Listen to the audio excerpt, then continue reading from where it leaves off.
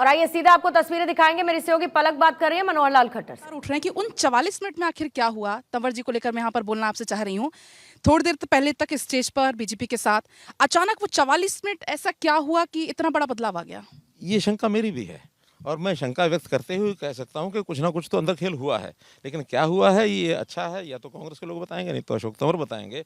लेकिन इतना जल्दी एक चीज़ को, यानी 12:30 बजे तो वो हमारे सभा में भाषण दे रहे हैं और उसके बाद 1:30 बजे जो है वो कांग्रेस के मंच पर जाकर ज्वाइन कर रहे हैं। तो इसका मतलब कहीं ना कहीं कोई बड़ा खेल है। पता लगेगा, जैसे पता लगेगा आप लोगों को बताएंगे। लेकिन इस बार देखा हमने कि बीजेपी में भी मान मनोबल का दौर, रूठने मनाने का दौर जारी रहा। तो क्या बीजेपी के लिए चुनौती है अपनों का रूठना? एक लोकतंत्र है, लोकतंत्र में जब घर में शादी भी होती है, बहुत छोटा सर्कल होता है, तब भी लोग इस समय पर कुछ ना कुछ अपनी मन की बात कहने के लिए सब कहते ही हैं। तो बहुत लोग ऐसा होता है जब लगातार हमारे पार्टी के नेता कार्यकर्ता आपस में मिलते हैं, बातचीत करते हैं, उनके मनों में कुछ ना कुछ पिछले समय में किसी के साथ भी कोई व्यवहार हुआ होगा, कोई इनकी इच्छा पूरी नहीं हुई होगी, अपेक्षा पूरी नहीं हुई होगी, या बहुत लोग लोकतंत्र में टिकट पर चुनाव लड़ना चाहते हैं, टिकट तो एक को मिलेगा बाकी को नहीं मिलता है। तो ऐसी सब बातों का बातचीत करने का एक सिलसिला लगातार रहता है। हमने भी किया, हमारे सारे कार्यकर्ता लगभग पार्टी के लिए लग गए हैं, कहीं किसी प्रकार की दुविधा नहीं है। हालांकि बहुत कम अब इंतजार करना बाकी, 8 तारीख बहुत नजदीक है। लेकिन अगर बीजेपी सत्ता में वापस आती है तो आप ऐसे में बीजेपी की सबसे बड़ी ताकत क्या मानते हैं? देखिए, हमारी जो ट्रांसपेरेंसी, हमारा जो भ्रष्टाचार रहित जो शासन देने की व्यवस्था, निर्भयता, और जो अत्याचार इन्होंने किए थे उन अत्याचारों से मुक्ति समाज को मिली है। लोग अपने आप को ये मान रहे हैं कि 10 साल में हमको एक अच्छा शासन मिला है, हैसल फ्री लाइफ उनकी हुई है, उनको किसी के चक्कर नहीं काटने पड़ते हैं, घर बैठे काम होता है, ट्रांसपेरेंसी बढ़ी है। ट्रांसपेरेंसी में भी हमने जो टेक्नोलॉजी का सहारा लिया है, उस टेक्नोलॉजी के माध्यम से लोगों को सब सुविधाएं मिली हैं। उस समय को जब याद करते हैं लोग तो थर थर काँप उठते हैं कि किस प्रकार दबंगई चलती थी, किस प्रकार कोई भी एक मजबूत ताकतवर आदमी है गरीब आदमी को लाइन से बाहर कर देता था। यानी यहाँ तक वोट डालने के लिए भी गरीब आदमियों को वोट नहीं डालने दिया जाता था।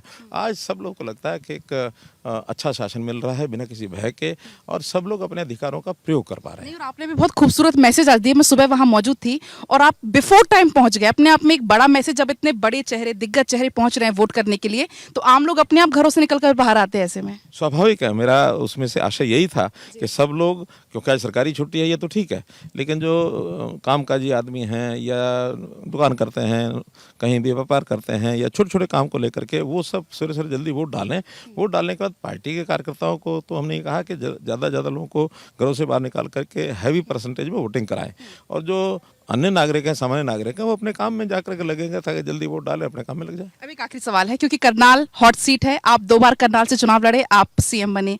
इसके बाद नायब सिंह सैनी जी यहाँ से लड़े, वो जीते, वो सीएम बने, और अब उम्मीदें आगे की उम्मीद है कि हमारी जो कम से कम 9 की 9 विधानसभाएं जो करनाल लोकसभा की, उसके बारे में कह सकता हूं कि सब 9 की 9 जीत रहे हैं, और हरियाणा में भी हम अच्छी मेजॉरिटी से चुनाव जीत करके और तीसरी बार सरकार बनाएंगे। और जनता को जो पहले से सुविधाएं हम दे रहे हैं वो जारी रहेंगी, लेकिन हम सब जो जो बातें हमने संकल्प पत्र में ली हैं अपने बजट को ध्यान में रखते हुए सबको लागू करेंगे।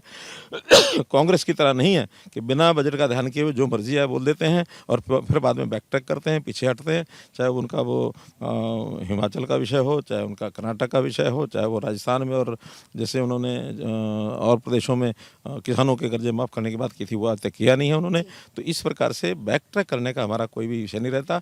वो लोग कभी हिसाब किताब लगाते नहीं है, केवल लालच देख करके करते हैं, हम ऐसा करते नहीं है। हम आएंगे अपने संकल्प पत्र की एक एक बात को पूरा करें। बहुत बहुत शुभकामनाएं आपको, बहुत बहुत शुक्रिया आपका हमारे साथ जुड़ने के लिए, बातचीत करने के लिए।